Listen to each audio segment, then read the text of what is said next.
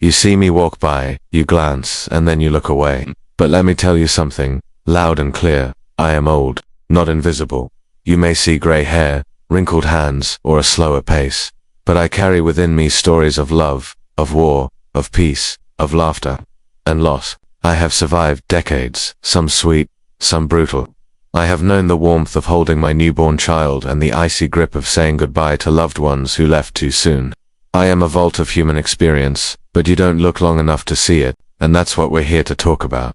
Aging is not a disappearance. It is not the fading of the soul. It is the revealing of truth about life, time, resilience, and our bodies. But in a world obsessed with youth, perfection, and speed, growing old is often seen as a flaw, not a triumph. Our voices are softened, our presence dimmed as if we were slowly being erased, but we are still here, and we still matter. In 2020, the World Health Organization published a study on ageism, revealing that 1 in every 2 people across the globe holds ageist attitudes. That's half the world, seeing older adults not as sources of wisdom or guidance, but as burdens or background characters in the story of life. This discrimination isn't just offensive, it's dangerous. Research shows that people who internalize ageist beliefs are more likely to suffer from cardiovascular issues, reduced cognitive ability, and even die earlier than those who embrace aging with dignity. Invisibility is not merely about not being seen, it's about not being heard, not being acknowledged, not being asked how we are, what we think, or what we've lived through. It's about people talking around us in hospital rooms, assuming we don't understand. It's about being passed over in a supermarket line, ignored in public discussions, or treated as if our concerns no longer hold weight. It is subtle, often unintentional, but it is everywhere, and it's not just the public who makes us feel this way. Sometimes, it's even our own families. Adult children rush through phone calls, caregivers speak too loudly, too slowly, as though age has dulled our intellect. But we always remember, the sounds of a record spinning on a turntable, the taste of homemade bread cooling on a kitchen counter, the weight of a child asleep in our arms after a long day. These moments are not less valid because they happened 50 years ago. They are treasures that remind us of who we are. Let's talk for a moment about the brain. The aging brain is often misunderstood. Neuroscientist Dr. Lisa Feldman Barrett explains that while some mental faculties may decline with age, other types of intelligence like emotional regulation, wisdom, and pattern recognition actually improve. Elder brains are more efficient at distinguishing between what matters and what doesn't. We may forget names, sure, but we remember values. We may not multitask like we used to, but we judge more clearly. We trade speed for depth, and that is not a loss.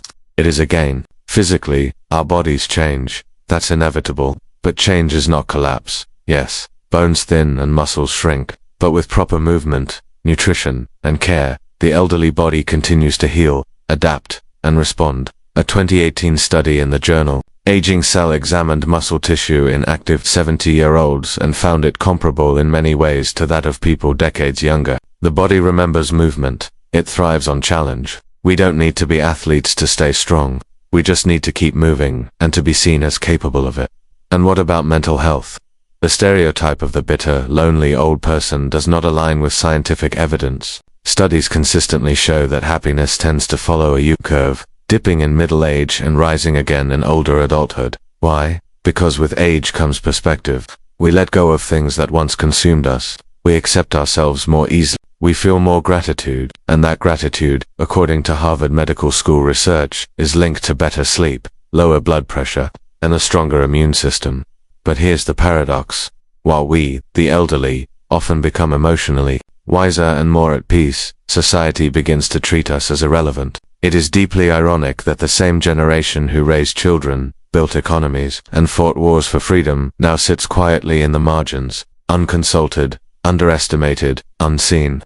The irony becomes even sharper when we remember that youth is fleeting, and every person who ignores us today may sit where we sit tomorrow. The media doesn't help. Ads promote creams to erase age. Television rarely shows gray-haired characters as anything other than frail or comic relief. The message is subtle but constant. To grow old is to grow obsolete. But how misguided that is. Because history, wisdom, and perspective live in us. We are the keepers of memory. Take the story of Sir Nicholas Winton, who at 105 years old was revealed to have saved over 600 children from Nazi-occupied Czechoslovakia. keeping the secret even from his own family. Or Dr. Gladys McGarry, a 102-year-old holistic medicine pioneer, who still shares her medical insights with a global audience. Their lives are proof that relevance does not have an expiration date. In small towns and big cities alike, elderly people are mentoring, volunteering, painting, gardening, and quietly holding families together. A grandmother watches her granddaughter take her first steps with the same awe she felt decades ago. A retired teacher reads to children at the library, passing along the joy of words.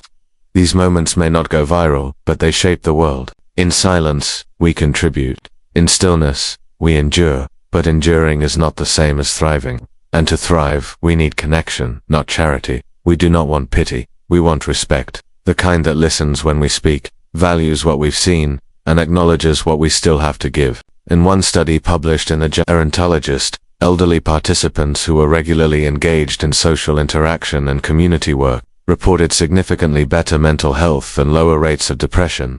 Loneliness, however, remains a threat. According to the National Institute on Aging, social isolation can increase the risk of dementia by nearly 50%. It impacts the immune system, cardiovascular health, and even survival rates.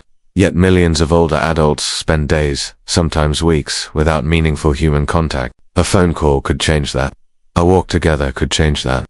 A conversation, unhurried and respectful, could change that.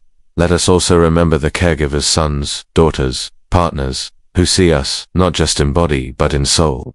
The ones who choose love over convenience. Their kindness fights invisibility with every small act, brushing our hair, listening to our stories, holding our hands during moments of doubt. Care, when given with dignity, is the most powerful medicine of all. Still, the greatest shift must come from within. We, too, must stop apologizing for our age. We must wear it like armor, not as proof of fading, but of surviving. Wrinkles are not shameful, they are testimonies. Every line is a chapter, every scar a victory. We must not shrink ourselves to fit into youth's shadow. We must step into the light and say, I am here, I have value, I will not be erased. The future, contrary to what many believe, is not only for the young, it belongs to all who live in it. That includes us. We have decades ahead filled with potential for growth, for healing, for rediscovery. People in their 70s and 80s are starting new businesses, learning instruments, falling in love, and even writing books that inspire the next generation. We are not done yet. In fact, some of us are just beginning again. There is a beauty in this stage of life that no filter, no cosmetic, no spotlight can replicate. It is the beauty of endurance, of grace under pressure, of continued curiosity. The world may have changed, technology races ahead, social norms shift, but the human heart beats the same. We still long for meaning, laughter, connection, purpose. So when you see someone old walking slowly down the street, don't look away, look closer. You are looking at someone who survived 1,000 yesterdays to be here today. You are looking at strength in its quietest, most elegant form. And if you are the one feeling invisible, this is for you. You are not alone, you are not forgotten. You are still becoming, no matter your age. Your voice matters. Your presence matters. You still carry light, and that light is needed. That time may change the surface, but it cannot erase the soul. I am old, not invisible, and neither are you. You see me walk by, you glance, and then you look away. But I am still here. I am old, not invisible. My body may move slower, but every step I take is built on a lifetime of endurance. I am not a whisper in the corner of a room. I am a voice, filled with stories, with wisdom, with truth, even if the world forgets to listen. There are days when I walk into a store, and no one greets me. When I speak, my words are cut off mid-sentence. When I ask a question, the answer is directed to the younger person standing next to me, as though I've disappeared in plain sight. It stings in ways that aren't always easy to describe. It isn't just about courtesy, it's about presence. It's about feeling like I still matter in a world racing ahead, full of noise, full of speed. But I am here. I always have been. Remember the laughter of my children, the hum of the radio when my favorite song played, the sound of my partner's voice when we were young. I remember war and peace. I remember losing people I never thought I could live without, and still waking up the next morning, carrying them with me. The world changed around me, but I kept walking through it. And yet, sometimes, I'm treated as though my time has passed, as if what I know, what I feel, what I've lived, no longer matters. But science tells a different story. Research shows that older adults often have greater emotional intelligence than younger people. Our brains may process information more slowly, but we're better at handling stress, resolving conflict, and choosing what's truly important. That's not decline. That's evolution. That's strength. Our hearts may have seen more, but they haven't hardened. In fact, they've softened in just the right places. We've learned to appreciate the little things. A warm meal, a phone call, the sun on our face after rain. We carry a kind of peace that only comes with time, and that peace should not be mistaken for silence. That there is beauty in growing older. Real beauty. It's in the laugh lines around our eyes, carved by years of smiling through both joy and pain. It's in the steadiness of our hands, which have built homes, held babies, wiped tears. It's in the calm of our voices, the weight of our words.